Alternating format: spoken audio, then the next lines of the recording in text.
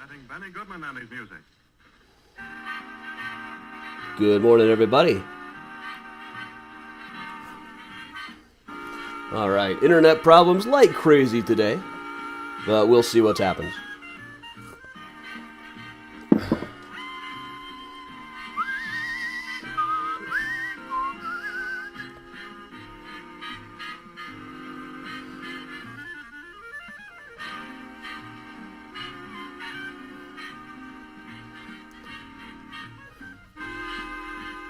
Morning, Chris. Hey, Mona.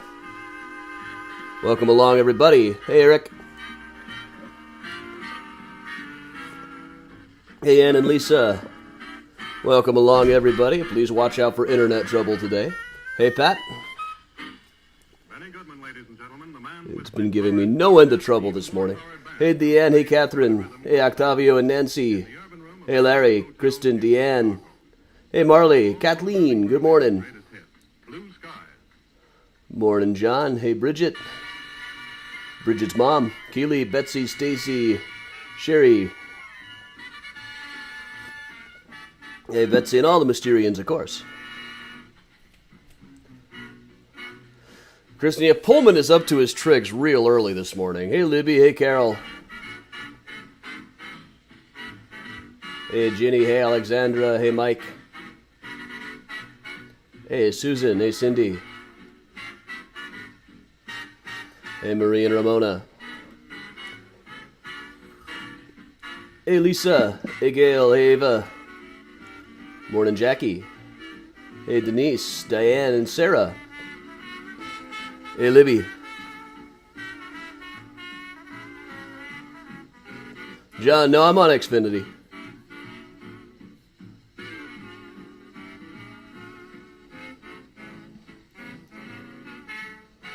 Hey, Becky and Jordana. Hey, hey, Rodney. Hey, Toby, Becky. Hey, Barbara. And Pullman repellent like airplanes. Octavio, it's just tea for me. Hey, Heidi. Hey, Jenny. Hey, Lisa. Lovely morning in Chicago, too, I think. I don't know, I've been getting my desk cleaned up to do my taxes later. Hey, Katie. Hey, John. Morning, Diane.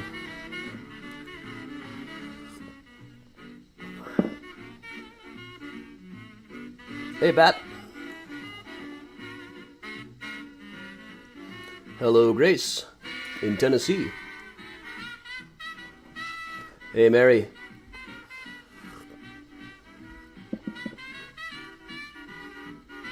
Heather, I will, yeah. It's a few months off. I can't remember the exact date offhand. Hey, Melly. Hey, Lori and Heidi and Rodney. That bourbon's better, but man, it's 9 o'clock in the morning. I've already been through my coffee for the day. Probably have the bourbon out when I'm doing my taxes later. Hey, Marcia. Hey, Judy. Hey, Susan in Alabama. Morning, Judy. Hey, Gail. Morning, Tato, over on Twitch. Hey, Judy. Hey, Stacy and Heather. October 3rd, we're going to be doing a cemetery cleanup down at Oakwood Cemetery in the Jewish sections in the south end of the cemetery. More info will be over at the Mysterious Chicago Regulars page. Morning, Nancy.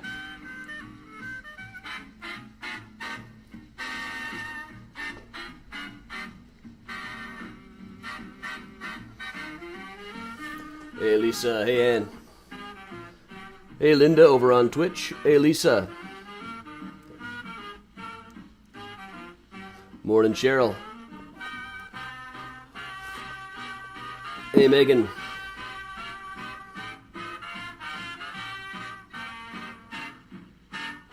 Hey, Zap over on Twitch. Hey, Marla. Randall. Goodman presents Helen Ward singing With All My Heart.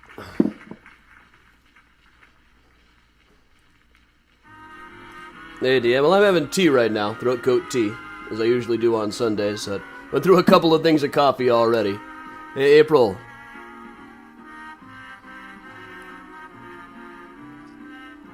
Yours sincerely with all my heart. Hey, Patty. Nothing but blue skies. Hope that works for the internet. I've been having the weirdest internet problem today. Hey, Robert. Morning, Peter. Hey, Sherry. I'm feeling fine. Other than all of my usual respiratory issues that I have every day. They're no worse than they were before. Hey, Judy. Layla over on effing Chicago takes her cat out for walks like that, too. Hey, Joanna. Hey, Linda. Hey, Kathy. I can't do it with Miles. I feel like it would just encourage him. Hey, June. Carol, dishwasher is working fine. Hey, David. Hey, Maureen. Morning, Bob. Hey, Mom.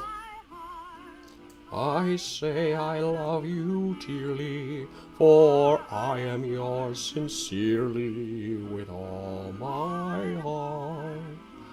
Hey, Kelly. Hey, Allison. Gotta turn this music up a little. Hey, Joanne. Hey, Tom. Up in Montreal.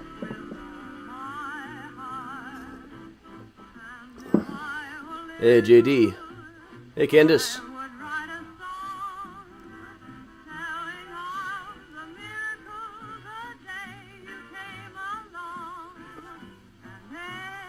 Hey, Cheryl.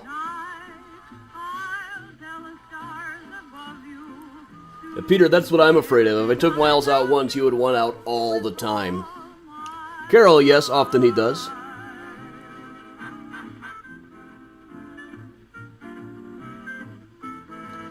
Phyllis, do I have a main source that I use? Lots of them.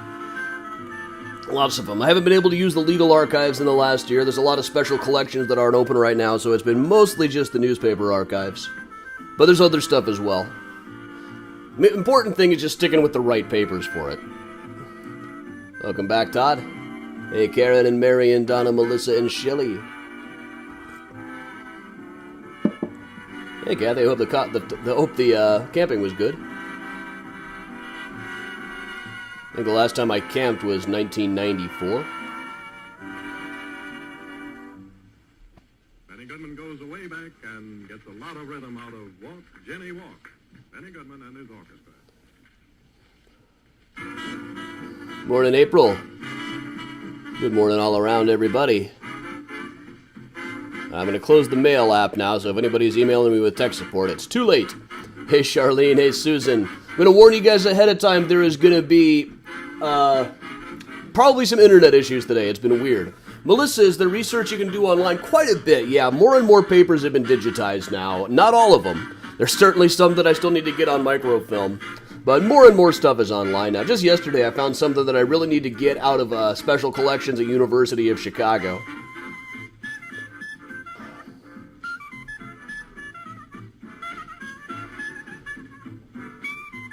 Oh, if you count the backyard.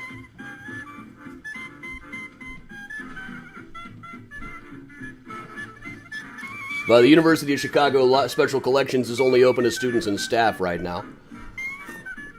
Newspapers, I suggest a couple of places to digitize the Chicago Daily Inter-Ocean. That's generally a good source. There's only a couple of years of Chicago Chronicle. Tribune's usually your easiest guess. If you want crime, try to find the Chicago Times. But the 1920 Chicago Times, the 1860 Chicago Times is a whole other thing. Hey, Elaine. Hey, Dad. Hey, Luann. And the 1860 Chicago Times is generally not online. There's like scattered issues here and there. But the worst of Wilbur F's story remains on microfilm, which is probably where it belongs. Thanks, Eleanor. I got a new one coming up next Thursday that I'll probably plug at the end of this. I didn't have time to get it all together this week, but coming up soon. I got one I'm pretty excited about coming. Morning, Aviva and Lana and Julie. Thanks, Cassandra. Hey, Regan.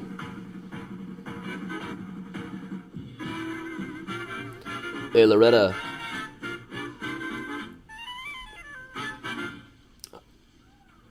All right, folks, we're going to let Benny Goodman get through one more song here. And then we'll get started up properly. And now another one just in the same vein. Aviva, I'm feeling fine. Got my usual sinus issues, but that's it. Hey, Linda in Boston.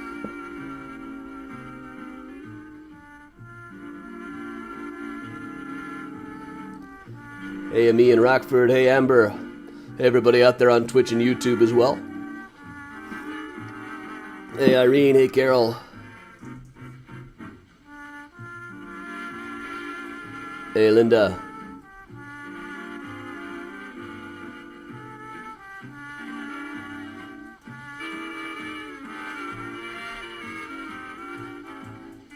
Hey, Kathy. I'm gonna set this up. This thing's so cool.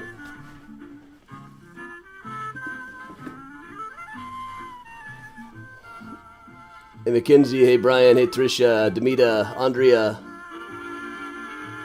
Susan, all I had really was a sore arm, and I think I had a little bit of brain fog that first day. But next day I woke up like, wow, I feel great. My arm hurts, but other than that, and now my arm doesn't hurt, I just feel back to normal, really. Welcome along, especially everybody new.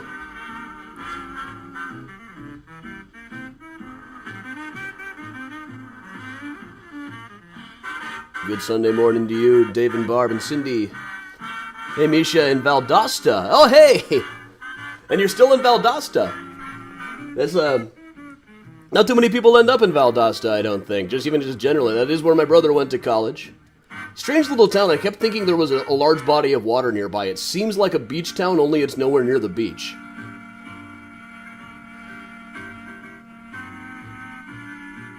Eli often shows up on these things as well. Especially when we do the time travel pub crawls. Oh yeah, tonight on 8 o'clock on the Smithsonian Channel, I'll be one of the talking heads. Talking about H.H. Holmes on the Murderous History Show.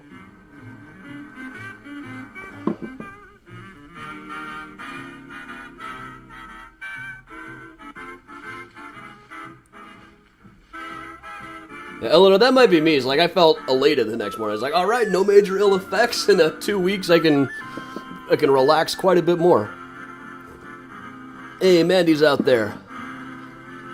Mandy Crypt, everybody. All right, that is Benny Goodman, everybody, coming to you live from the Congress Hotel in 1936. Well, not exactly live anymore. Dead from the Congress Hotel, 1936. But all right, that's usually about where we start moving on and into the regular portion of our program. So welcome along, everybody. All right, I'm Adam Seltzer from Mysterious Chicago Tours. Welcome, everybody. The main conversation's over on Facebook Live, but we're also broadcasting on Twitch and YouTube right now. So I've been a tour guide and historian here in Chicago for about 15 years. I got about a dozen Chicago history books out. I'm on the History Channel and the Travel Channel all the time, Smithsonian Channel tonight. So I am, in fact, incredibly famous. Got a number of Chicago history books out, including Mysterious Chicago, the book, The Ghosts of Chicago, now a rare collector's item. I've got a stack that now I'm not supposed to do raffles. I don't know quite, haven't figured out quite what to do with.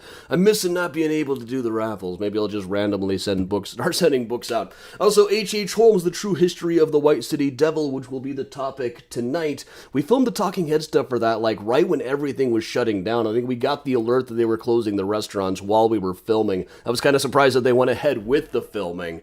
I'd almost forgotten about it. They called me and said, hey, are you close? I'm like, yeah, I'm close.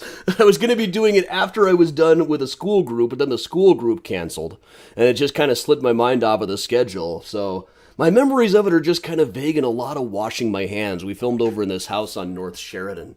But all right, so today we are going to do a virtual tour of Madison Street here in Chicago. There are certain stretches of road where I just find one cool story after another. The most popular example is the darker side of Taylor Street tour. Madison is another one. Madison stretches a little bit further geographically for the tour. It would be harder to do as a regular walking tour, but virtual distance is not really a factor. Let's go ahead and get started. We will get started right in the loop, and we will move west from there, starting with right here at Madison and Wabash.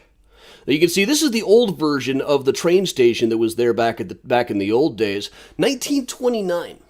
There was a woman by the name of Jeanette Hoy who met a woman named Catherine Davis at the Eleanor Club. This was a time, 1921, for single women to find apartments was not easy. You'll occasionally hear these days that it was illegal to rent an apartment to a single woman. That's overstating things a little bit, but it was legal for apartments to refuse to let rent to single women, so there was a group called the Eleanor Club that was one of the places that did rent to them, and there Jeanette Hoy met a woman named Catherine. They started going to the theater, they started hanging out, they became the best of friends. Jeanette wanted to be more than friends. And when she started talking about this sort of thing to Catherine, Catherine said, "I don't ever want to see you again." Jeanette started sending her letters and presents. Then she sent her a letter with a bullet in it. Then one day in 1921, she followed her into this train station, which you can still see over there on Madison, at the end of, on Wabash going over Madison Street. It's been rebuilt then. But she followed her into the train station, shot her in the back 3 times, then ran into the nearest alley where she shot herself 3 times, and then walked into a cigar store, said, "Excuse me, may I use your phone?" And then collapsed. Now, I believe that the cigar shop was probably in the building that is now the Chicago Athletic Association, which is their best story I could find for them. They were asking me when they first reopened, and instead I think they just started making stuff up about H.H. Holmes there. But Jeanette Hoy was eventually recovered. Both she and Catherine recovered from the shots. In fact, she wounded herself a lot more than she wounded Catherine. She was taken to court. Catherine decided not to prosecute her for attempted murder. She ended up paying a fine and court costs, but then 2 years later, she did the exact same thing to another woman. She didn't end up shooting that woman, but she started threatening to after she was turned down. So at the end of 1923, Jeanette Hoy was reportedly being sent to a mental institution, and after that, she drops off the record completely. Unfortunately, I don't imagine the story ended pretty well. I hope that she got the help that she needed, but given the kind of help that she would have needed, plus psychiatry circa 1921 and our understanding of sexuality in 1921, I'm imagining the story probably doesn't end that well. We're going to spin around from here. Spin around. Film they were under construction over here. Here we are, Madison Street down the road. Now, what we want to take a look at here is this building about a building down with this weird glass thing, this weird postmodern glass work, the windows that cover up the about the 3rd through the 8th floors over here. Now this, over on Madison, just across State Street, was the site of McVicker's Theater. This one here with the weird glass thing next to the Fry's place. McVicker's Theater existed in some form in Chicago from about the 1850s all the way up to about the 1970s when it finally closed down. There were several different incarnations of it. One of them burned down. This is the one that was built after it burned down in the Great Chicago Fire. Then it was a movie house by the 1970s. Probably best remembered historically, really, for being the site where John Wilkes Booth played for about 3 weeks in 1862. He played just about every major Shakespeare role, plus one really bad show called The Apostate, which was really bloody and violent. Not exactly Shakespearean in its language, but it must have been really weird for people a few years later to remember all the roles that he played here where he talked about assassinating people. He had all these monologues about thinking, well, what are we going to be doing here? And Melissa, no, this was boarded up several months ago. This was filmed several months ago. It wasn't anything to do with Derek Chauvin. But in addition to John Wilkes playing there, his brother Edwin played a later engagement there and even ended up marrying Mary McVicker, the daughter of Mr. McVicker who started the theater. She had been a child actress. He persuaded her to go back on stage and play Juliet to his Romeo. Reviews were really, really not kind, but she ended up having a long career acting alongside him until she died of tuberculosis a few years later. Now, here's one other thing. Inside of the building, there was a photography studio. One person we can trace to having been in the building was Emmeline Sagrand. She is one of the victims of H.H. Holmes, the Devil in the White City guy. So, there's really only about 5 victims that we really know of in Chicago. One of them, Emmeline Sagrand, we don't actually have a picture of. She moved into his building, what we now call the Murder Castle, in about May of 1892. She lived there until December when she disappeared off the record forever. There are lots of newspaper drawings of her, but not a photograph. However, when I was working on this one other History Channel show, they were going through a box of pictures that were thought to have some possible connection to Holmes. And one of them was a photograph taken at the photography studio at McVicker's Theater. And we know that Emmeline was in this building. One of her friends who lived there talked about getting a visit from her while she was living in the place. So there is this picture that I probably shouldn't even be showing it to you, but it does look like a pretty good match to me. This was Stephen's photography in the McVicker's building. There's no way to tell for sure. It would be impossible to know if this is actually her without another photograph that we can positively identify as her, but it is a pretty good match for the drawings that go around. So I wouldn't say it for sure, but it's about as close as I'm likely to get. Let's move down a little bit further here. A little bit further, we come to the great swooping Chase Tower. Now, the Chase Tower site was the site of one of the most public mob hits in Chicago history. 1929, we were doing... 1929, the beer wars, the gang wars were really at their height. Al Capone on the south side had taken control. Down up on the north side, Bugs Moran had taken control because everybody else who was more capable of running the gang than him had already been shot and killed at that point. So, down on the south side, the big power struggle was about control of the Union Siciliana. This was initially a civic organization for Sicilian Americans, but it became so rich and so powerful that effectively by the late 1920s, whoever controlled the Union Siciliana was in control of the Chicago mob. Trouble is, the leaders of the group had a very short life expectancy. They just kept getting assassinated one after the other. Meanwhile, Al Capone himself was desperate to run the organization. But he could not because he was not Sicilian. So instead, what he did was he pushed for a guy by the name of Tony Lombardo to become head of the Union Siciliana. And when he did, the idea was apparently that he was going to open up membership and leadership roles to non-Sicilians so that Al Capone could eventually take over. But one grim day in 1928, right here at Dearborn and Madison at 4:30 p.m., just about early rush hour, Lombardo was shot to death. Right on this sidewalk. The manhole cover is now gone. You can see him lying there. Whole crowd had gathered around. The way they were able to pull this off, though, the assassins came right up to him when he was standing there. But meanwhile, up above their heads, an airplane was being delivered through the 11th floor window of a department store to be put on display in the store. So everybody was looking up, watching the plane going in, didn't realize that a couple of assassins had walked up to Tony Lombardo and shot him dead. They shot him as well as a couple of his bodyguards. A couple of people tried to give chase but were stopped by the police.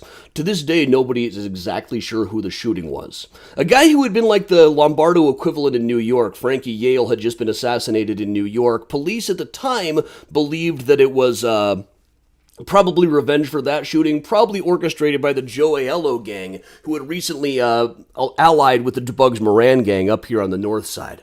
But it was probably their most public hit. Usually they took people on a one-way ride, or they took them out to Indiana or something to kill them. This was right in the middle of rush hour, right at the busiest intersection in Chicago, or one of the busiest anyway, Madison and Dearborn, just a block away from State Street. I'm going to move a little bit further down on here. We move a couple of blocks further, we get to LaSalle Street. This is about 2 blocks further west. Now, this is how this place looks now. It's been very cleaned up in recent years. But back in the day, this section of Madison near LaSalle was known as Newspaper Alley. There were buildings like press offices that they called the Madhouse on Madison. And at the time, in the early 20th century, this is what it looked like. The Chicago Record was the morning edition of the Daily News. The Chicago Times had their office here. The Chicago Evening American had their office here. And back in the alley alongside of it was a place that they called Newsboys Alley, where all the newsboys would gather. Now, this is a recreation of it. There was a guy named J. Ellsworth Gross who liked taking photographs of the newsboys, but then when he suffered from ill health issues, he just built a recreation of it in his studio. So this is about as close as we get. I've never seen a really good picture of what Newsboys Alley itself was like.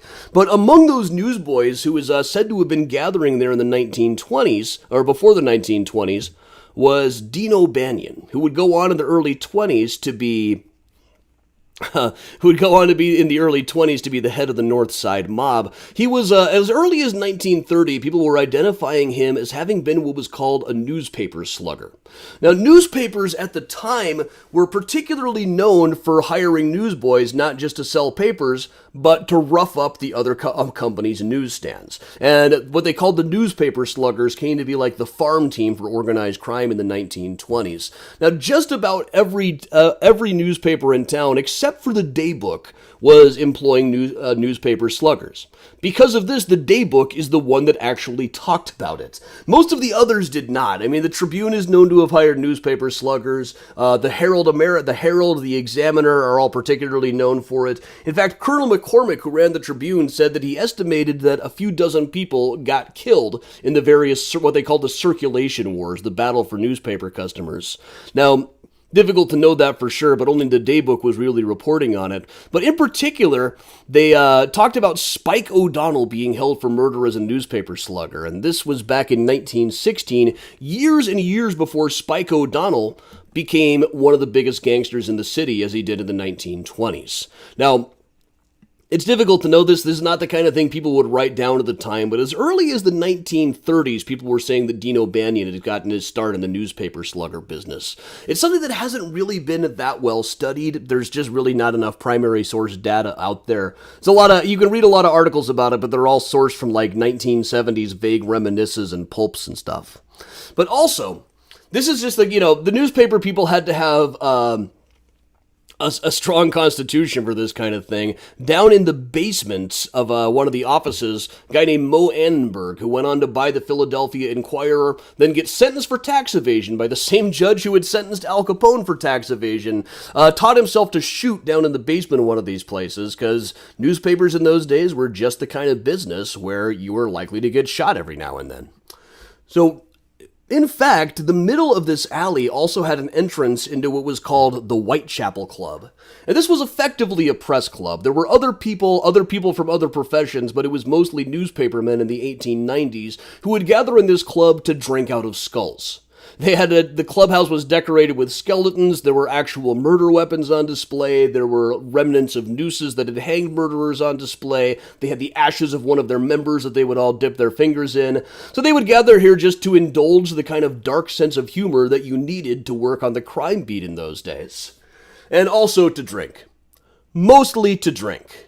Now, if you follow our time travel pub crawls, we've been to the Whitechapel Club on several occasions. On a virtual time travel pub crawl, we're not really bound by things like time or space.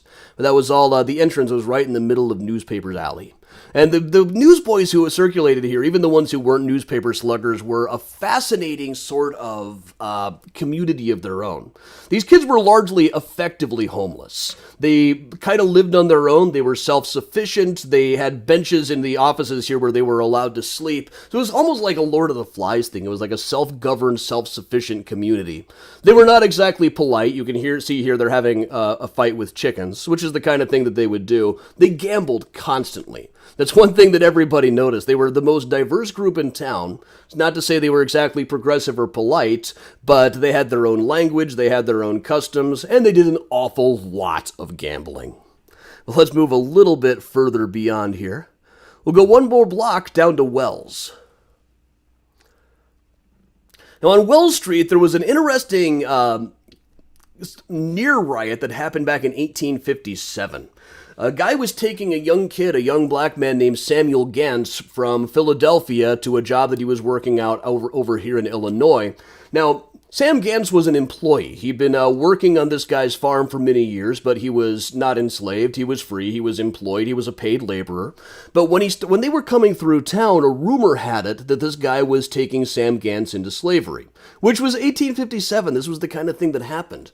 So police officers held them up. Alan Pinkerton, who was the noted detective who came to Chicago specifically to work on the Underground Railroad, came to check the thing out. He talked with Samuel for a while and was satisfied that he was free. He wasn't being taken into slavery or anything. But when people noticed that Alan Pinkerton was involved in this, the rumors got wilder and wilder. Everybody knew that Alan Pinkerton was a big abolitionist in those days. If he was involved in the case, there must have been something wrong. So a near riot happened about a block away from here. They hustled everybody, including Pinkerton, into a cart, which was overtaken by the crowd and broken down right here in Madison and Wells. Now, Samuel Gans was able to get out and talk to the crowd himself and say, no, I'm not being kidnapped. I'm an employee. I'm just being taken to work on a job, and I'm being paid for it. And eventually people were able to calm down. Now, naturally, some of the more conservative papers, like the Chicago Times, then run by a guy named Ike Cook, had all kinds of nasty things to say. The Chicago Tribune said, "We cannot blame the colored men of this city for the jealousy with which they watch anything that looks like an attempt to take one of their color back to slavery. That bitter, crushing, terrible slavery which so many of them have suffered." Though they then went along to say, but we should have at least expected the white people to know that when Alan Pinkerton was involved, everything must be okay. Everybody had their own explanation for what had happened. So it was kind of a near Underground Railroad case. There had been several cases by then where somebody was being kidnapped and taken down south. So you definitely can't blame people for getting excited. Even Pinkerton couldn't explain to people that this was all happening above board this time. Let's move a little bit further. We'll go ahead and make our way up to the river. Now, just last weekend, we had the Art Deco in Chicago tour, and we featured a little bit of this building, the Chicago Civic Opera Building. This one comes up on a lot of different tours, which is essentially a Beaux-Arts building set upon an Art Deco frame. And with some of the ornamentation scaled down a little bit, this is the front of it. I also want to just show off the signs. They always have the message board sign game is tops in the city at the Chicago Civic Opera Building. This one, I think, said, "You look great in that mask." But here's the back of it. Now, in the early days when this place first opened, some people suggested that it might, in fact, actually be cursed. Just because there were a lot of stories about it. And it does seem like it was. The place opened like a week after the stock market crash of 1929. But even when it was under construction, there was a construction worker who fell off of it to his death. A couple of years after they opened in 1931, a rich manufacturer locked himself in the closet in which to kill himself. And also, there was a guy named Rudy Semino who was a daredevil. And there's actually a film of this guy doing his act. This is when he decided to do a stunt on the skyscraper ledge. I think this was the Palm Olive building. And this just makes me queasy to watch, honestly. I just realized recently how much I've got a fear of heights now. I never used to, and I don't mind being up high myself. But seeing other people doing stuff like this, and he was fine there. There was a ledge right under him. But he may be down, but never out. I mean, I was just watching the Tim Burton Batman this week. There's so many scenes where people are hanging off of buildings in that movie, and it just freaked me out. But this was him about a year before the Chicago Civic Opera Building was built. He was doing handstands on the ledges on top of a couple of chairs. But unfortunately, in the Civic Opera Building, he tried to do a human fly routine where he climbed up to the top of it. And that time he didn't make it. That time not only did he fall, but he also killed somebody that he fell on top of. You might remember just the other day on Find a Grave Friday, we talked about Spider Dan, the guy in the early 80s who did a suction cup walk up the Sears Tower in the John Hancock building, despite the fact that the fire department turned the hose on him and tried to knock him off, in a move that set the fire department's reputation back considerably. The next day, the newspapers were just full of firefighters saying, "I can't believe they ordered us to do that. This is going to set us back forever." Move on a little bit more from here. We'll just take a quick look across the river at the Daily News building, which we just covered the other day also on the Art Deco tour. This is kind of like a cubist rendition of a sphinx, I once heard it described as. And then on the side of it, they've got all of these pictures from the history of printing, like Joseph Medill, who ran their rival paper, the Chicago Tribune, Benjamin Franklin, who had his own paper. Now let's move a little bit further west. A little further west beyond the river, we get to Clinton and Madison. At Clinton and Madison, it's very cleaned up in recent years. You can see the great bat statue down at the end of the road there that nobody quite understands. But here's what it looked like just as of 1961. You can see in the background is the with the Kemper Insurance Building. That's the old Civic Opera building. By then it was operating as an insurance office in the early 1960s. Now, at the time, they were starting to call this section of Madison Skid Row. It was a whole lot of single-room occupancy apartments and stuff. But right here in the 1890s had been a fairly nice place called the Hotel Galt. Now, the Hotel Galt, one day in 1891, a guy walked into the Hotel Galt wiping blood off of his hands. And they said to this guy, "Are you okay?" He's like, "Oh yeah, just killed a woman over on Green Street, that's all. It was just a joke." Or he said it was just a joke. But at the same time, a guy named George Painter was running around about a block away saying, "Are all of you people dead? Wake up, somebody has killed my Alice." George H. Painter was living with a woman by the name of Alice Martin. She was not his wife. This kind of scandalized the neighbors at the time. But then one day, Alice was, he walked home from a tavern and found that Alice had been beaten to death.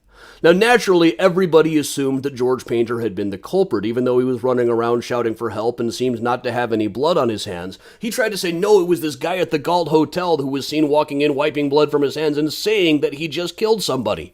So there were lots of stories about what kind of a man George H. Painter was. A lot of people agree that he seemed like the kind of person who might beat his girlfriend to death. It was 9 months before they actually arrested him. Really, they just didn't have much more than circumstantial evidence and suspicion, but that was enough. After several reprieves and several appeals, he was sentenced to be hanged. This is how the Chicago gallows would look when they set it up at the old jail. Now, you can see at the back there's this compartment. That was, what they told everybody was that the hangman was in there. And the sheriff would turn a knob on the thing that would give the hangman the signal, then nobody would know who the hangman was. Later, it was said that really there was no hangman in there at all. When the sheriff gave the signal, he was actually activating the scaffold himself. Now, when they brought him out here to be hanged, Painter said, "If I killed Alice Martin, the girl I dearly loved, the woman I loved so much that I would almost commit any crime for her, I pray this minute, my last minute on earth, that the eternal God will put me into eternal hell. Look here, gentlemen, if there is one man among you who is an American, I say to him on his soul, I say, see that the murderer of Alice Martin is found." Then he was hanged. However, the rope broke and he landed on his head.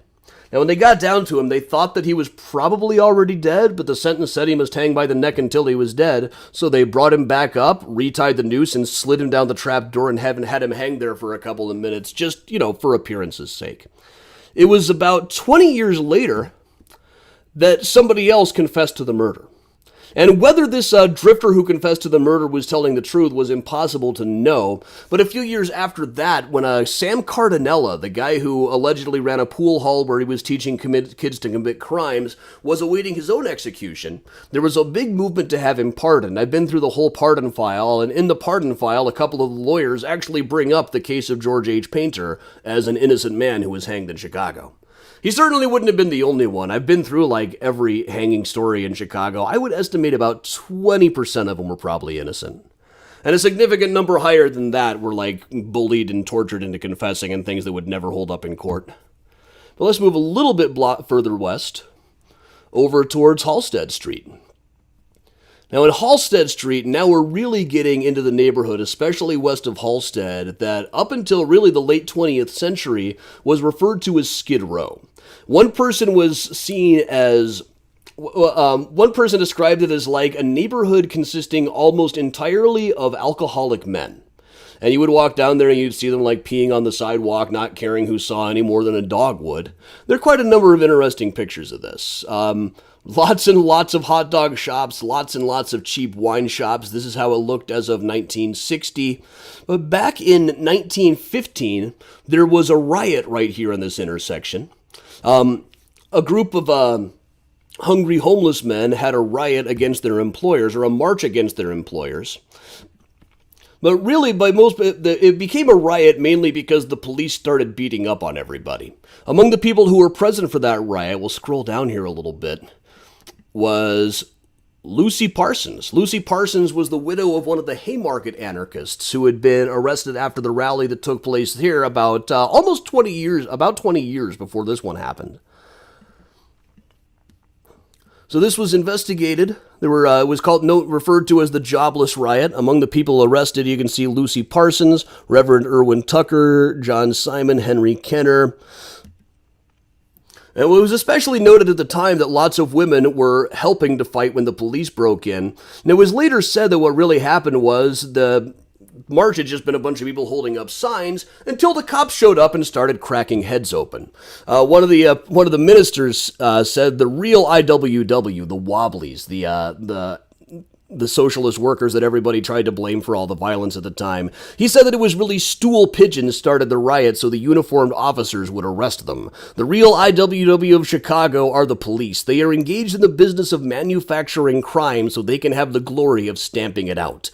When the city of Chicago authorizes wild beasts to slug hungry men and publicly displaying the words of the Lord's Prayer, "Give us this day our daily bread," the city, I say, has declared itself to be anti-Christian, atheistic, and anarchistic.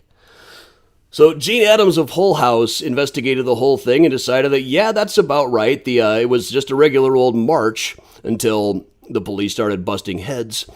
A woman by the name of Mary Wilmarth, who is now in Chicago, bailed everybody out of jail from it. But about a week later, Jane Addams was not considered that wildly progressive by the people she was working with. She advocated nonviolence. Now and then she would get booed by the more wildly progressive people at the time. But while we're at this intersection, a couple of years after this, in 1920, this is where Carl Wanderer, who I talk about all the time on the ghost tours, met the Drifter, who he said, "Hey, buddy, I'm in the doghouse with my wife. If you'll come and pretend to mug us tomorrow so I can punch you out and look like a hero, I'll give you $10. Then up on their place by Lincoln Square, Wanderer shot the Drifter to death and then shot his wife to death too to try to blame the whole thing on the Drifter. He was hanged in 1921. Shared a cell for a while, or shared like a common area with Sam Cardinello, who I just talked about a minute ago. He actually, to keep himself busy in prison, he organized a prison drill team where he would march people up and down with broomstick rifles. But everybody said he was just too hard-boiled for this. Everybody quit on him. Let's move a little bit further west to one of my favorite stories here. This is another place that we've been to on the time travel pub crawls. There's quite a few of those on this route, in fact.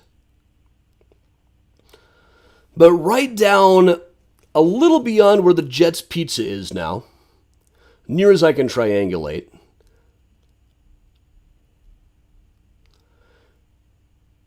but there is this nail place with a really scary woman pictured here. Scary and awesome. But this was the site of a bar called The Hub, which was run by a guy by the name of Jack or Terrence Mullins. I love that there's actually a picture of this guy. I'm really kind of shocked that there is one. But this was a bar. In those days, in the 1870s, we had bars that catered to specific classes of criminals. The Hub was a gathering place for counterfeiters and grave robbers.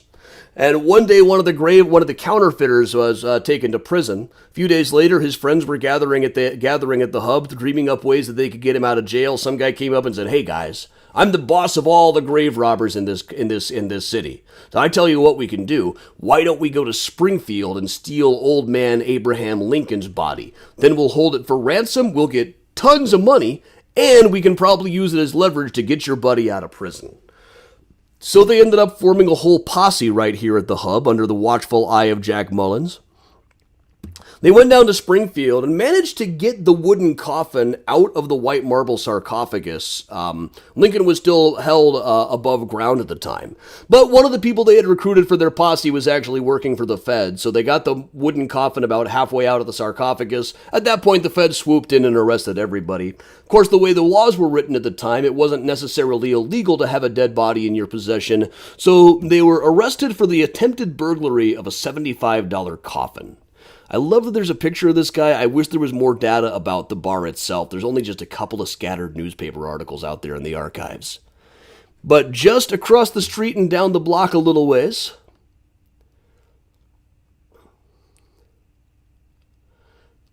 now this has now become the West Loop. It's getting to be like the Soho of Chicago. It's got a lot of the same shops that you find in Soho in New York, places like Anthropology and stuff.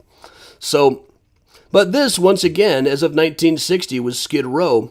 And right about in this location was a place called the Hobo College.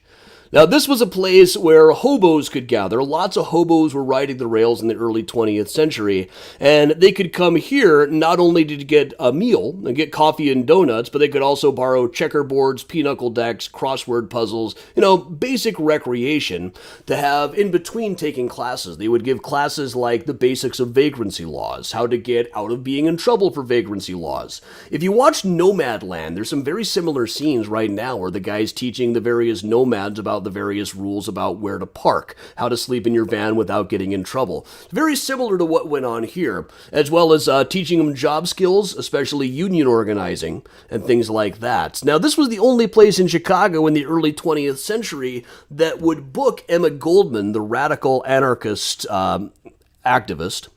But while she was here, she met the guy who was running the place, Dr. Ben Reitman.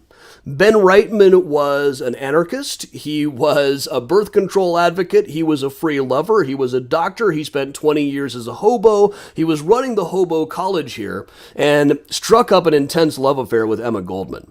In fact, Emma Goldman literally described his eyes as dreamy after she met him. They were both free lovers. It was an open relationship, but he also became her manager and increased the number of people coming to her lectures tremendously over the years. This is how the area looked as of 1964. Still looked kind of rough. And here is our friend Scott, who showed up on the morning mini tour along with his wife, playing Ben Reitman at a Hobo College recreation. And Emma herself, Emma Goldman, is now right near, Lucy Parsons is buried right next to this, at the Haymarket Memorial out at Forest Home Cemetery. And just over here, this is a whole radical section at Forest Home. I believe Ben Reitman is in the vicinity, too. They had an on-again, off-again relationship. Also, I think he served the longest sentence of anybody in U.S. history for disseminating information about birth control. And Emma Goldman's grave is right over here.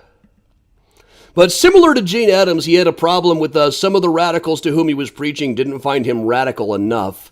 When he bought a car, they decided that he was a total sellout.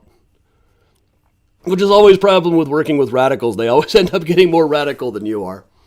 But right across the street from there, really, going back to the 1880s, before the days of the Hobo College, this is another one that's come up on a number of tours, especially the Antique Serial Killers tour, which is probably about due for another round.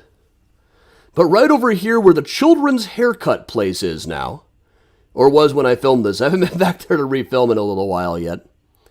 But there was this children's haircut place that marks the spot where once stood the office of Dr. Thomas Neal Cream, one of Chicago's first serial killers. Now, he was a doctor, but his main thing was providing back alley abortions, during which he was known to kill people occasionally. Now, in particular, one thing I found, one of my favorite finds in the newspaper archives, this is now being written into a Cream biography somebody's doing, is there was a woman named Alice Montgomery who made the news for a week or so in April of 1881. She had walked into a boarding house on Madison Street, had dinner with everybody else, then asked where the ladies' private closet was. When she got up to there, she was heard screaming, passed out a minute later, and was pronounced dead by the time the doctors arrived. It came out that she had undergone an abortion that afternoon and had taken painkillers that were laced with an awful lot of strychnine. Now, the biggest mystery to me at the time was why didn't anybody connect this to Dr. Thomas Neal Cream? He would eventually be hanged in London for exactly that kind of operation. His office was only about a block away from all of this. But the real reason is that people didn't realize that was his MO at the time in Chicago. He had been arrested for somebody dying on the table, and a few months later he would be arrested for poisoning his girlfriend's husband. Now, but nobody really knew his trick of giving people painkillers laced with entirely too much strychnine. That was something that he'd be hanged for in London years later. But that was one more victim that we can add to his list. But most notably in Chicago, he was convicted of murder here for murdering a guy named Daniel Stott. He had taken up with a woman who lived out in Garden Prairie, said, "I know how we can get rid of your husband, just give him some of this." And now out in Garden Prairie, we've been out here for a morning mini tour, is the grave of Daniel Stott, which says at the bottom, "Poisoned by his wife and Dr. Cream." It's one of my favorite gravestones. You very rarely see a murder mystery or a murder accusation literally carved into a gravestone like that. But while we're talking about antique serial killers and the difficulties of researching them, we'll go right about where the sandwich shop is now, at Madison and Loomis, still in the West Loop area. There was a boarding house run by a woman named Jenny Irons in the 1890s, who later claimed that H.H. Holmes had stayed there along with two of the children that he later killed, and Minnie Williams, a woman who probably had been dead for a year by the time they apparently came here. Now, she didn't have a photograph to go by. She just told police she had seen this guy, and she had only been able to go by drawings in the newspapers. So, based on what we know in the timeline, he probably couldn't have actually been there at the time, certainly not with two children in tow, which makes it some of the difficulties of this stuff. So much of it was just based on, I know that I saw that guy in the lobby of a hotel 6 months ago. And really, if you look at pictures of him, he looked like everybody else on the street at the time. But they said that he stayed here on West Madison under the name of Mr. Mead, H. Mead from Milwaukee, along with his wife. Whether they could, they never tried to figure out whether there was really an H.M. Mead going around at the time or an Aaron Mead. Let's move a little bit further west here. Well, actually, we'll move a few blocks further west. A few blocks further west in the 1700 block, there was a bar that I cannot find a picture of called the Bucket of Blood. The Bucket of Blood was run by a guy by the name of Jimmy McGrath, or James Shisham. There were a lot of different names attached to it, but all within about a block here. Jimmy Murphy was the main owner. Bucket of Blood. It's one of a couple of places called the Bucket of Blood. There was also one down in the Levee district, and one of the rumors of where the name Bloody Mary for the drink came from is a waitress at the Bucket of Blood. Probably not true, but it's a good story anyway. The early 1920s, Dino Banyan, the old alleged newspaper slugger, hired a guy named John Duffy to be his primary hitman. John Duffy did an awful lot of talking about how much he loved killing people and how good he was at it. But then, when O'Banion actually hired him to do so, he mostly twiddled his thumbs and didn't really get around to doing any actual killing, until finally he was taken for a one-way ride. O'Banion and somebody else picked him up in a car, ended up shoving his dead body out of the door of it. So among the people that they asked as to who might have been the killer was Jimmy Murphy, who ran the Bucket of Blood on West Madison. He was brought in for questioning and meant that he has dealt in booze, women, and guns all his life, believed to have been in the murder crew and missing ever since. He turned up shortly thereafter, but also the other person they talked to here was Al Brown. That's Al Capone, manager of the Four Deuces Cafe. Now, when they arranged to have Duffy be picked up right outside of the Four Deuces just to make Capone look like the guilty party. This is kind of the way they operated in those days. But let's move a little bit further west. I'm getting about end of my time here. Now, long after the days when they called that newspaper office the Madhouse on Madison, they started calling the place where the Blackhawks play the Madhouse on Madison. But also right here, one day in 1885, an expressman picked up a trunk. It was a very heavy trunk, but he shipped that trunk out to New York, where it was opened up and found to contain a dead body. Now, 3 different guys were arrested from the neighborhood on it. The story was that they had decided to rob a guy, so they lured him into their place to shave him. In those days, Italian men had a custom of shaving one another. Then they used the razor to slit his throat, put his body in the trunk, tried to mail him away. Now, one of them, at least, was defended in court by Kate Kane Rossi. She was the only woman lawyer operating in Chicago at the time. The other 2 were defended by Attorney Bauman, who was one of only a couple of black attorneys at the time, as these guys were so considered to be so guilty that they had a hard time finding anybody who would actually defend them. Now, they were all eventually sentenced to be hanged. And for some reason, there was almost a public execution. All the executions were done in the privacy of the prison at the time, but they let like 1,500 people into the prison to watch this one. Now, just recently, there was a book out by Elizabeth Dale called The Chicago Trunk Murder, in which she makes a pretty strong case that these guys, the evidence against these guys was really, really slim. They were just kind of tortured into coming up with a confession, didn't really speak enough English that they knew what they were signing at the time. Exactly the kind of way the Chicago police tended to work in those days. So I'll leave that up for just a second while I take a sip. The Chicago Trunk Murder by Elizabeth Dale. Came out just a couple of years ago. And one more as we get our way out to Damon. At the end of the road here, right about where the parking lot is now, was once an old house called the Roby House, or the Roby Tavern, not to be confused with the Roby House designed by Frank Lloyd Wright down on the University of Chicago campus. This was a very old house in town that, as of the early 20th century, was widely rumored to be haunted. Some people said that the first public execution in Chicago was held right about where it stands. It, in fact, was not. There were a few of them kind of nearby there, or a couple kind of nearby there, but not quite. The crowd might have stretched out about that far. But this was said to be haunted by a black-robed woman who walked around with folded hands. Now, I don't know if they ever came up with a good explanation for who it might be the ghost of or why she would be haunting it, but I love that. Black-robed woman walking along with folded hands. Such an excellent image, anyway. But all right, that gets us from the Loop all the way to Damon Avenue. I want to go ahead and quickly plug some of the other upcoming tours. On Thursday night, we're going to be doing Murder Tales from Early Chicago, from back when Chicago was still the mud hole of the prairie. There are a couple of unsolved cases, some of which have never really been retold other than on these tours.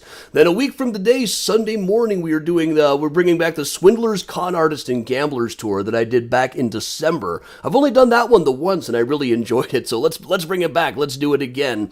And I'll also mention next Thursday the 13th, I'm going to be doing a new one called Bronzeville Tales. I've been putting together all the information for that, finding some really cool stories about the Bronzeville neighborhood, so that'll be another brand new tour. And of course, we do mini tours daily on the Mysterious Chicago Facebook page on Facebook Live. Tomorrow will be Mural Monday. Fridays are Find a Grave Friday, where I go to a cemetery that doesn't have, where I know somebody's buried, but I don't know what the grave looks like or where exactly it is. We figure it out in the comments and play hot and cold until I find it.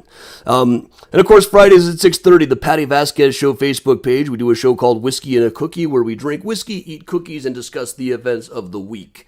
So if you would like a Mysterious Chicago sweatshirt, hoodie, coffee mug, car magnet, shot glass, etc., cafepress.com/Mysterious Chicago has all of your Mysterious Chicago logo needs available now. They often have big sales going on. And with that, everybody, thanks a lot for joining me. I am going to put the Benny Goodman back on, put all the ways to tip up here now that I can't use PayPal or Venmo anymore. Here's Benny Goodman, and we will just hang out like we always do. Thanks for joining me, everybody.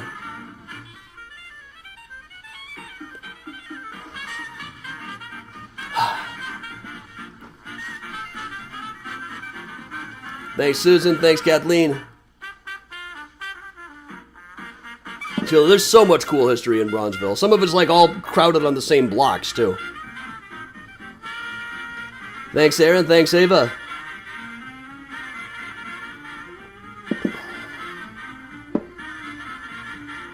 Thanks, Natalie. Thanks, Bridget. Thanks, Chuck.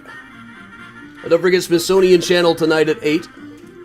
I wasn't even sure I got the Smithsonian Channel. Apparently I do.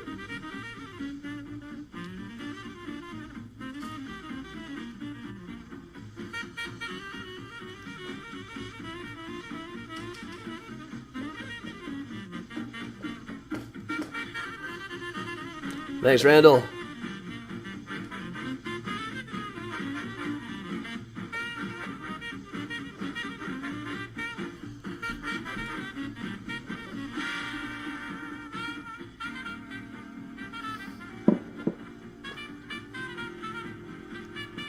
Thanks, everybody. Thanks, Sherry. Thanks, Linda. If you go on the Eventbrite page for this, you can still buy tickets to this one. Hey, Donna. Hey, Jackie. Thanks.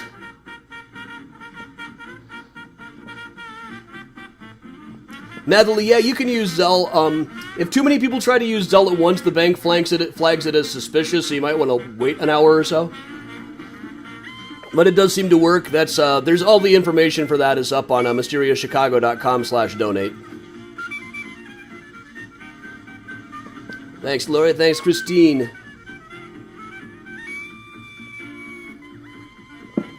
Thanks, Amy. I think I might be able to do this one as a regular walking tour. We wouldn't go clear out to Damon. But we could probably do, like, Wabash to Halstead. I'll find a couple of more things to throw in. Just before I can start doing in-person tours again, I still got some paperwork that I need to finish up with the city. I'm kind of waiting for them to finish processing stuff.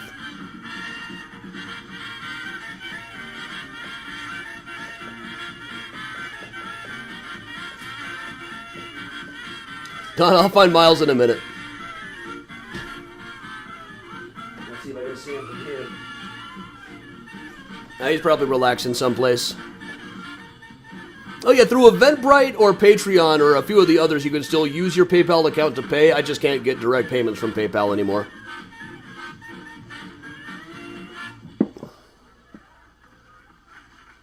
And that would put rhythm in the feet of a wooden Indian. That was the bugle call rag, Benny Goodman's own arrangement. Now, the popular tune, Thanks a Million. I will definitely bring Miles out before we finish up here. There hasn't yet been a tour without a Miles sighting. Alright, I'll go find him. Miles.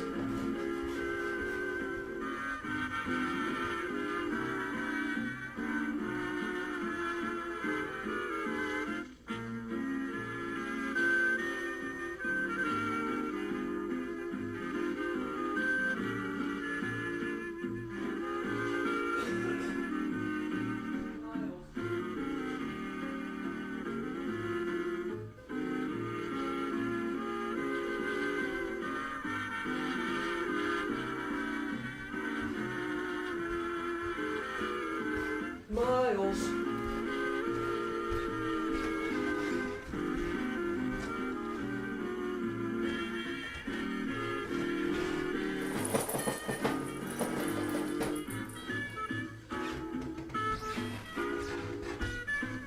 I'm still working on finding Miles. He's kind of hiding someplace.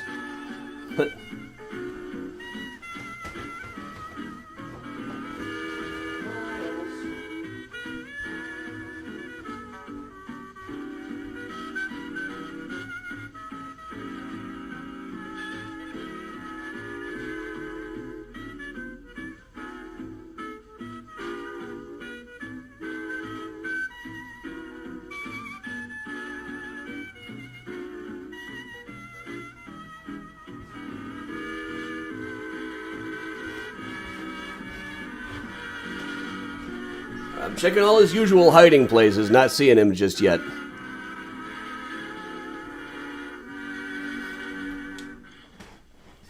Down Harlem Way, they're all trucking. And here's Helen Ward to tell you all about her. Trucking.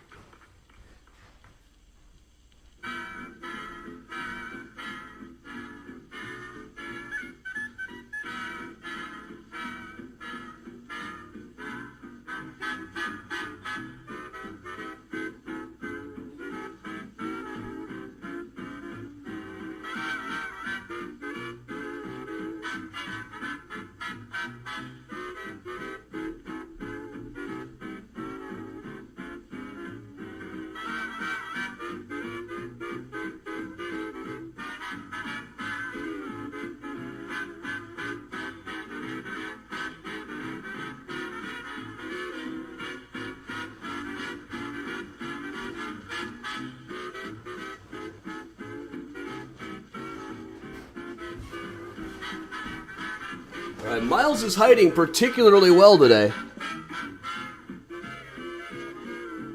I know where Charlotte is.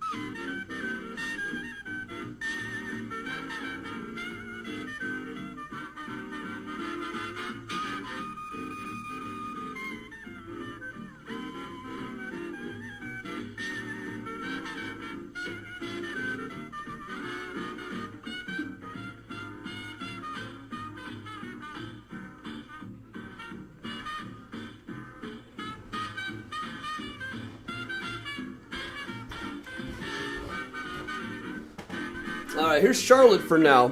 If there's one thing that will get Miles to show up, it's if he hears Charlotte playing, he will want to come in and join in. Benny Goodman presents On the Alamo.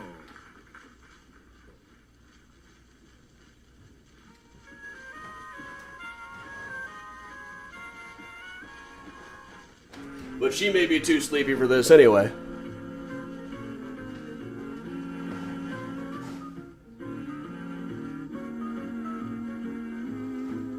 Alright, it is time to bring out the big equipment and shake the treats.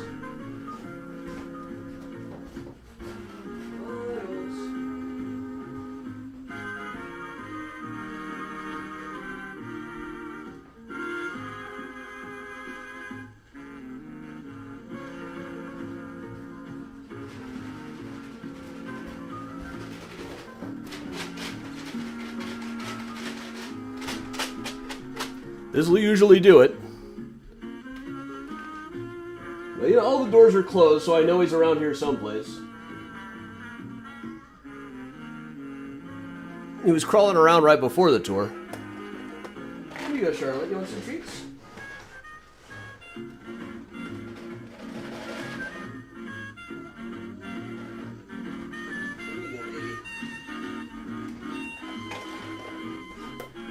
Alright, well, this is odd. I don't know where he's hiding. Now, Miles is not as easy to lure with food. He doesn't like eating food. He doesn't like eating people food. Charlotte loves it. Charlotte will drop anything for treats. Yeah, Barbara, I'm trying the drapes. I'm trying everything. I've tried the laundry basket. There's other things, places that he knows how to get into that I can't find him in. So that could be part of the trick.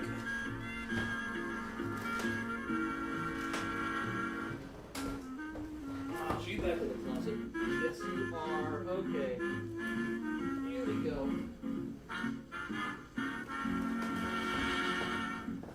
Alright, here he is.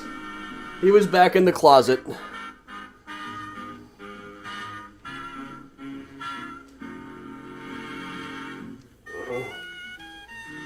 Usually if I can't find him.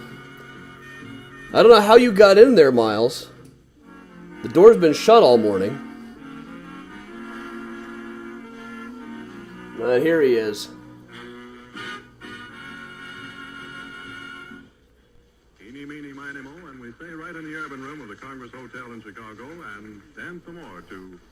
Yes, Miles, there's some treats happening here. You want some treats too? A couple of treats for yourself too. There he is, everybody.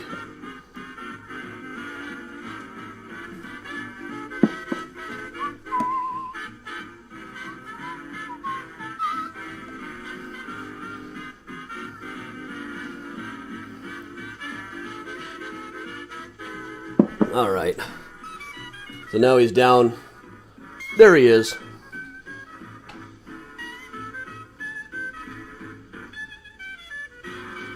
Charlotte, don't you get in the closet now.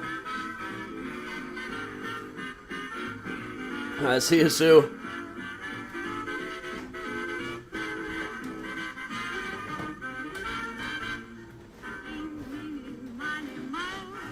Get your troubles by the toe. Did Dr. Cream actually perform abortions? Yeah, he did. He did, but then he would often give people painkillers for later laced with an awful lot of strychnine.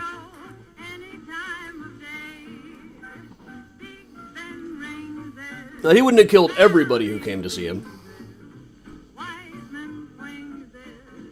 What online tour took me the longest to prep for? Ooh, that's a good one. Shopping history took a long time. The Swindlers one took a while. The Shooting Showgirls, that was a hard one. Gary, Miles isn't really that treat-oriented.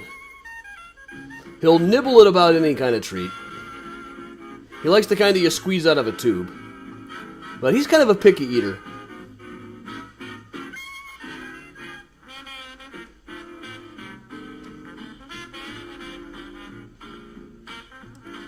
I recall the date I first did Madison Street. Not off the top of my head. I think it was last fall. I think I last did it in December.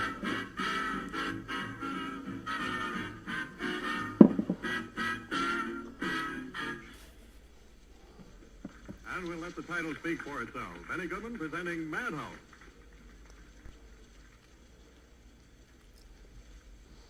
Bob, the easiest ones for me are generally the Graceland ones.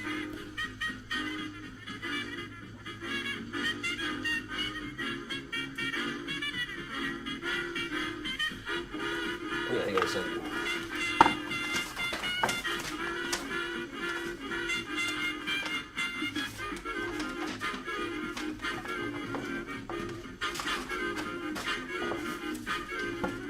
This is a mysterious Chicago wooden box that Donna Kaler sent me.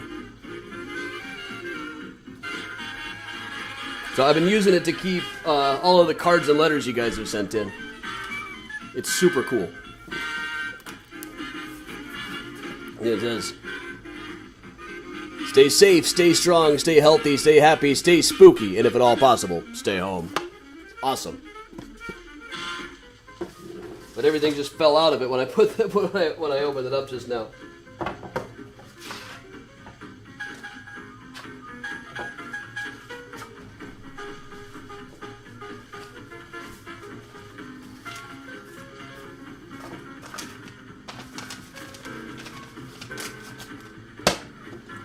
There we go. This is awesome.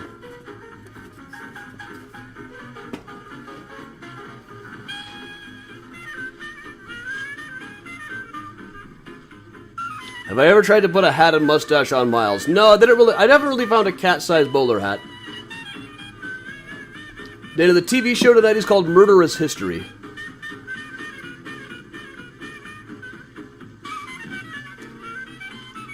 Octavia, no, I don't think I've ever had to file a FOIA request. Most of the stuff I research is from further back than that.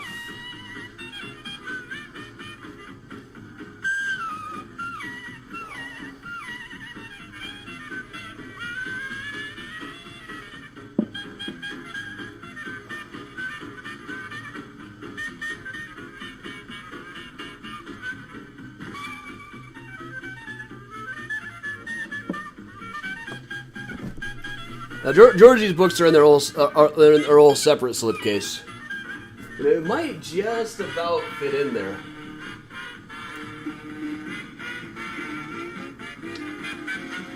But they have their own separate slipcase.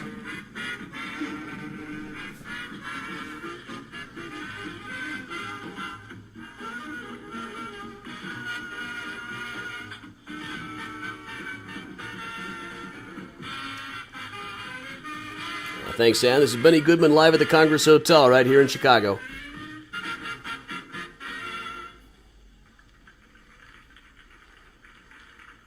And here's a short encore portion of Benny Goodman's forthright invitation at the beginning of his program. Let's dance.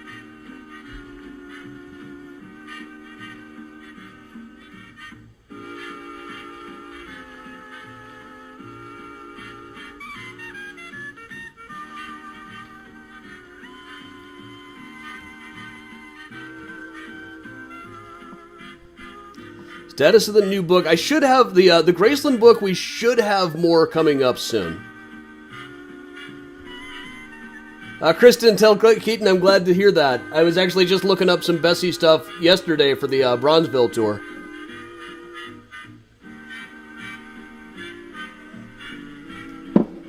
Here now Miles is coming. Miles. Here we go. Now you're awake, huh?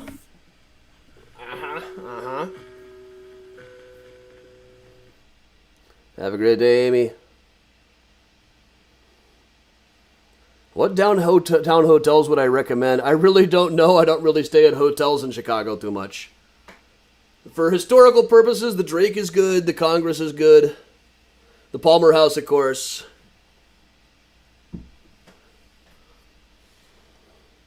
Let me rewind the Benny.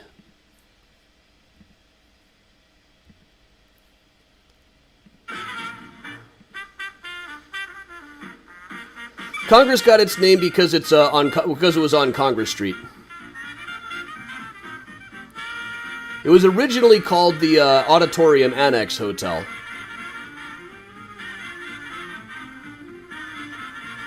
Lee, I know the Palmer House was saying they were going to shut down, but then they weren't going to shut down. I haven't followed it too closely.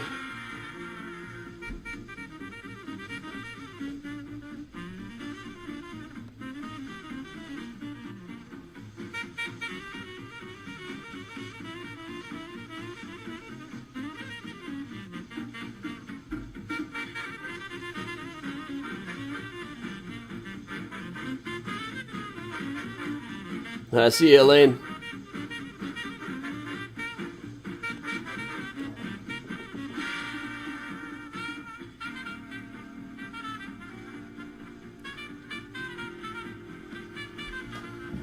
And then today, I get to go through all of our tax forms. When you're self-employed, you end up with a lot of these things.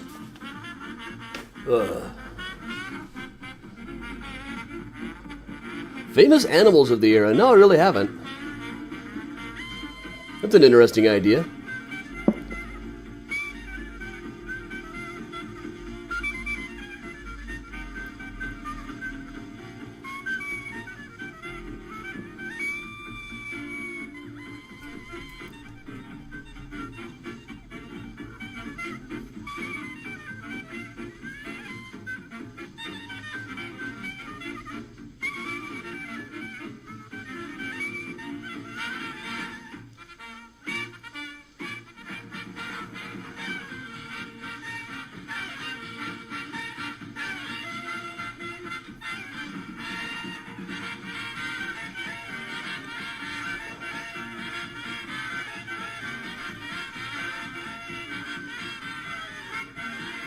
Famous Animals Tour, I'll start making notes on.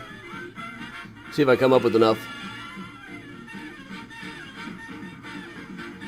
There's definitely been a thing lately that the new ones do a lot better than the ones I've done before lately.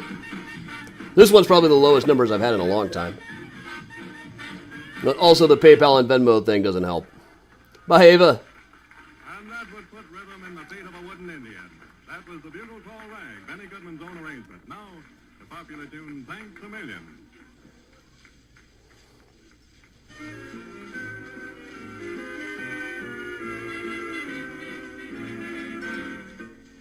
See you, Donna.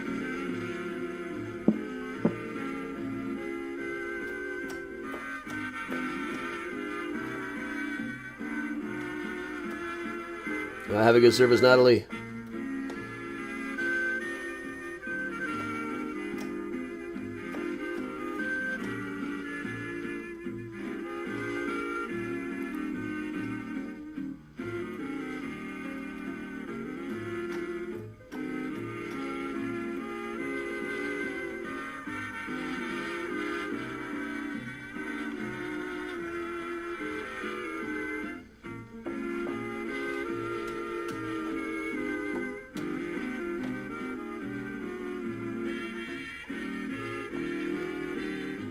The first famous animal that comes to mind to me is Sweet William the skunk.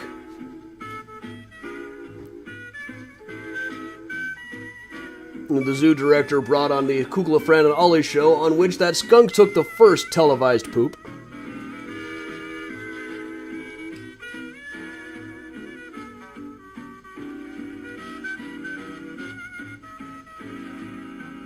Richard, yeah, that's a fun read. See you, Lee. Hey, Mary. Better late than never.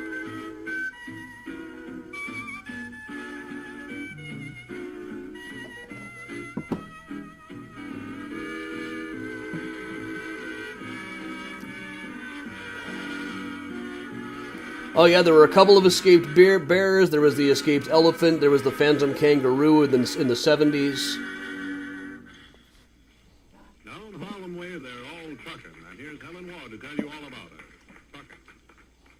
Sweet William, I've got the film footage of it, too. I think I've done it on the After Hours tour.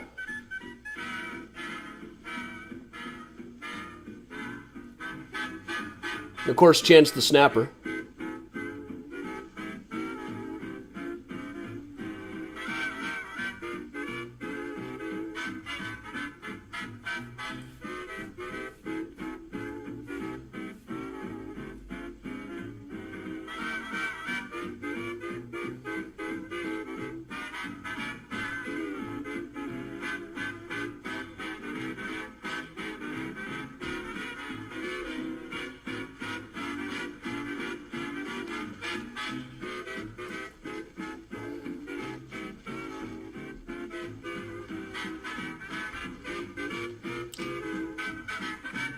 Yeah, Kathleen, the zoo doesn't necessarily like me talking about escaping animals very much.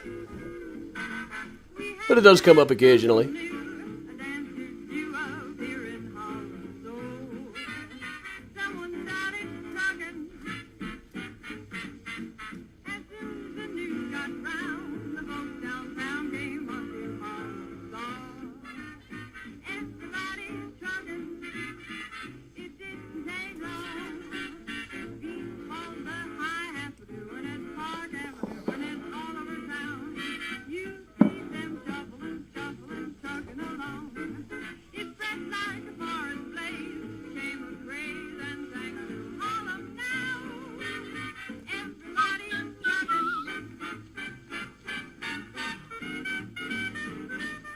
Quiznos, that actually sounds really good right now.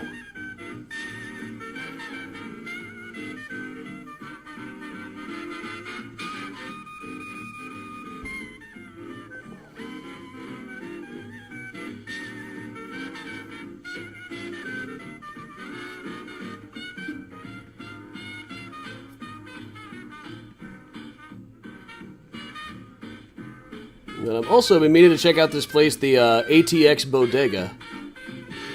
Let's see what the hours on this place are. Okay, they're open today. There's one place I was looking that didn't seem like it was going to be open. Benny Goodman presents On the Alamo. It's a food truck inside of a building with good-looking tacos. I'm starting to make myself hungry now.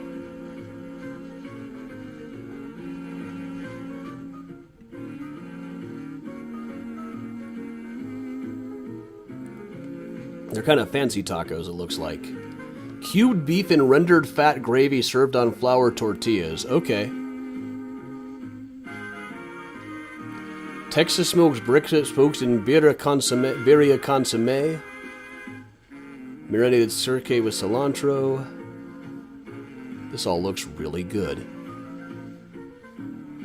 I do love me some fancy tacos.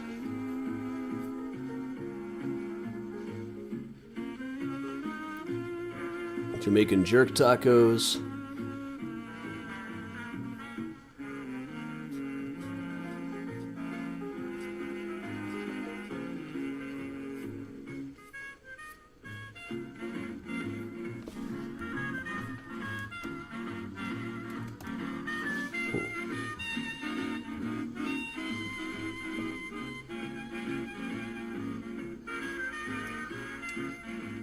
This is always about the time of the Sunday tours when I start to get hungry.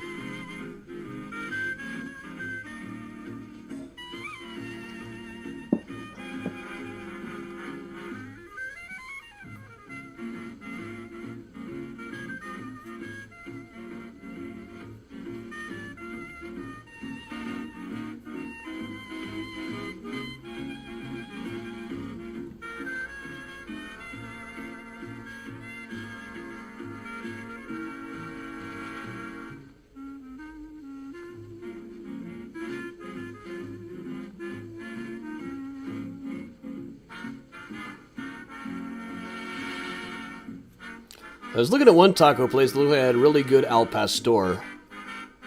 I love tacos with pineapple on them.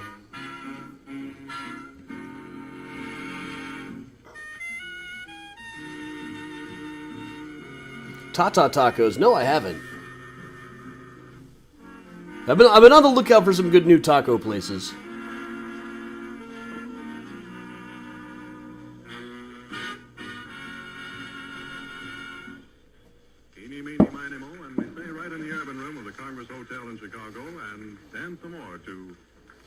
Benny Goodman and his orchestra, and hear Helen Ward sing Eeny, Meeny, Miny, Mo. Ba-da-ba-ba-ba-ba.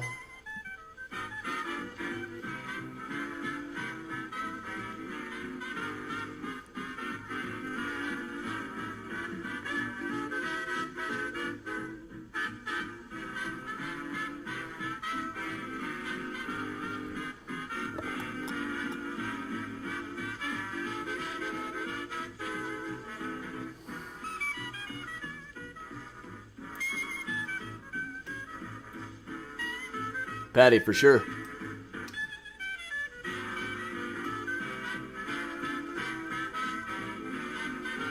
Maybe it was Edgewater Tacos I was looking at, that Al Pastor thing. There's ATX Tacos on Foster. Does sound really good.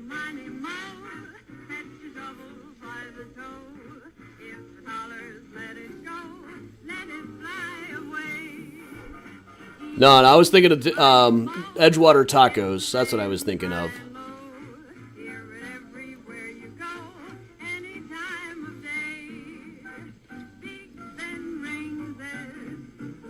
Kathy, yes, you can tip by buying a ticket on Eventbrite. You can. These are all free with suggested donation events. But if you go to the Eventbrite listing, there's a ticket thing where you can donate for a ticket, and then you will get like a reminder email too. And that way you can pay using your PayPal, too.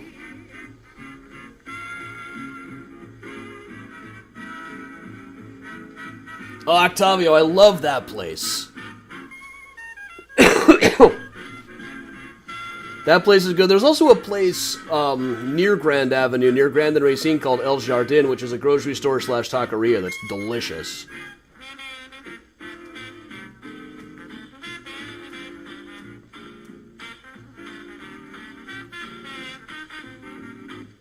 Ginny, yeah, if you go to mysteriouschicago.com/donate, there's a P.O. Box address.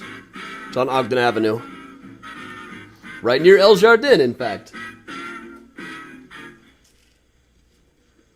And we'll let the title speak for itself. Benny Goodman presenting Madhouse.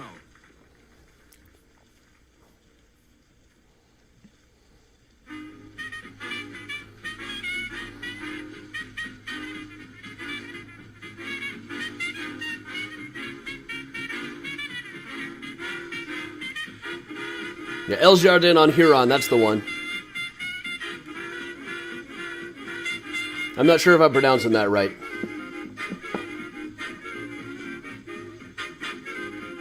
Audrey, I had a sore arm after the second shot. That was about it. Possibly some brain fog during the ghost tour.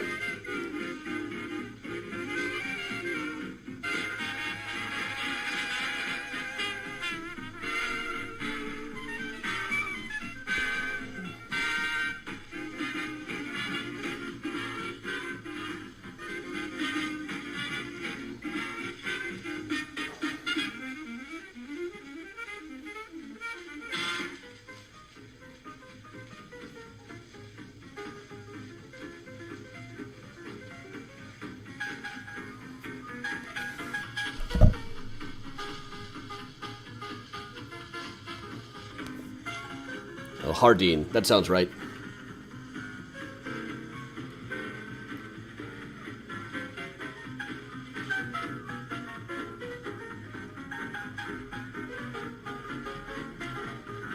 There's also on Grand near Racine, there's a place called Gringo.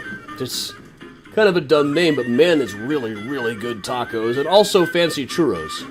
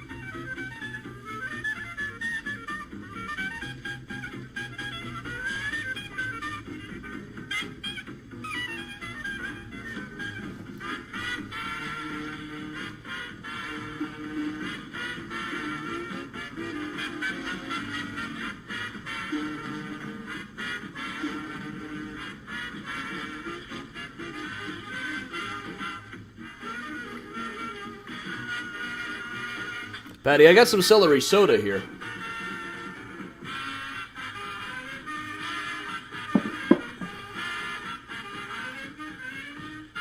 Yeah, I'm thinking there's going to be as soon as I log off, there's going to be a bit of a run on tacos.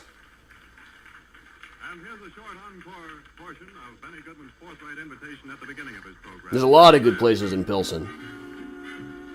It drives me nuts when I take school groups there for they're supposed to find a place to go for lunch, and they always end up going to Subway or McDonald's. Which is not uncommon. It's everywhere I take school groups. If you give them a choice between a local barbecue place and a Wendy's, that every kid on the bus is going to go to the Wendy's.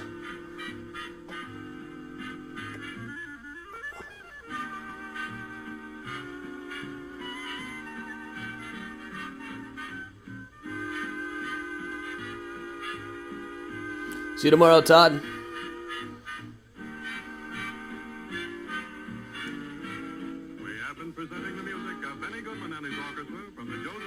It's just a kid thing, you know. The kids are much more apt to eat food that they're familiar with, and also a lot of it's kids for like actually eating at a Wendy's is a pretty big deal.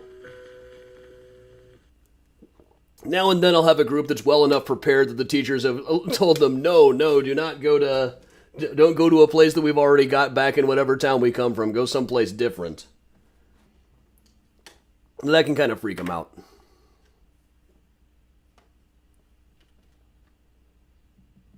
This is like high schoolers, too. It's not like little kids. Of course, it's a thing with little kids, though. Even like with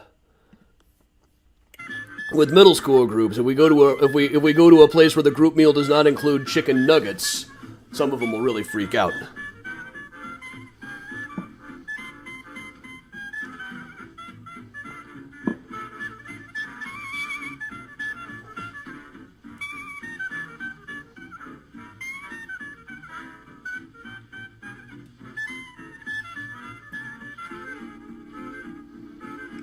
Now, Susan, I haven't actually tried ATX yet. It looks really good. Little pricey. But it looks like you get what you pay for.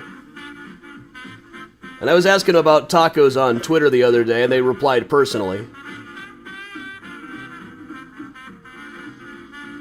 You want to know about White Castle? Well, you know, I tried the... White Castle had a thing called the 1893 burger that was actually pretty good.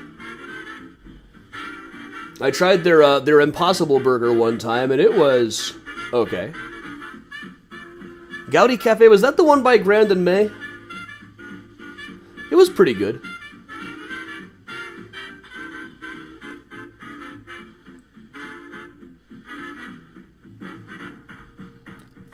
And now there's like now there's a Middle Eastern place where that was. For a while, there was a hot dog place that had like two things on the menu and they didn't do hot dogs Chicago style. I had to be a front for somebody.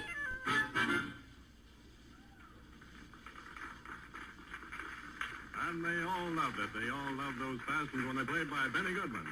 And now another one just in the same vein, Rosetta.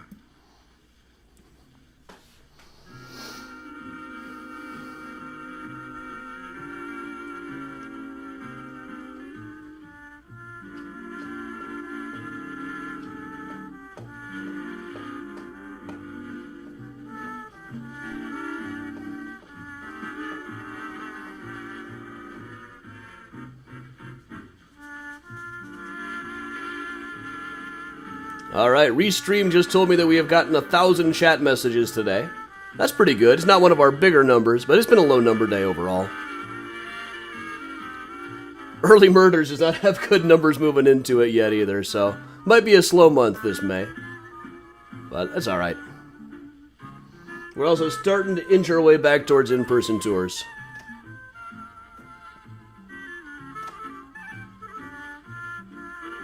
I'd enjoy Rebecca.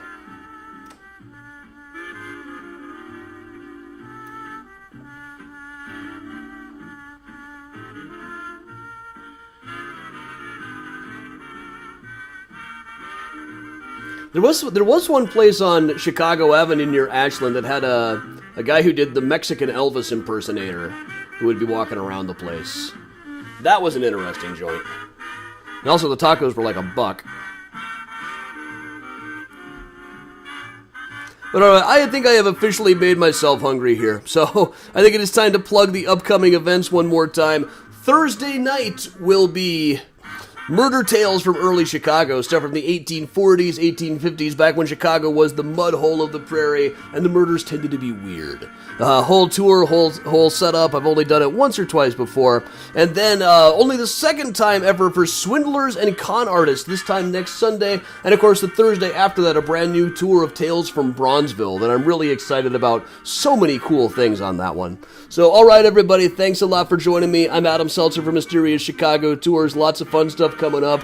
Obviously, I'm going for tacos right now. So, until next week, I'm Adam Seltzer from Mysterious Chicago saying stay safe, stay strong, stay spooky. And of course, if you can, try to stay home.